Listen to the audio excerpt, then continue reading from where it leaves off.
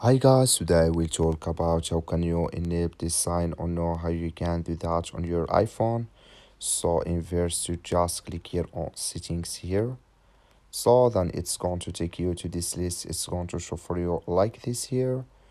So then all you have to do next, you just click on focus, you just click on it. So then it's going to take you to next here. It's going to show for you like this. So then all you have to do, you just click here on focus, that is here, you just click on it. Then it's going to take you to next step here. It's going to show for you like this. You come here to share focus, that is. So then you click in this sign.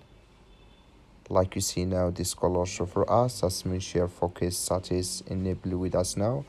And here can you manage your don't disturb here or driven or any you add here. Can you manage it? Like you see, it's enabled with us now. That's all you have to do. Thank you for watching. Don't forget to support us by liking and subscribe.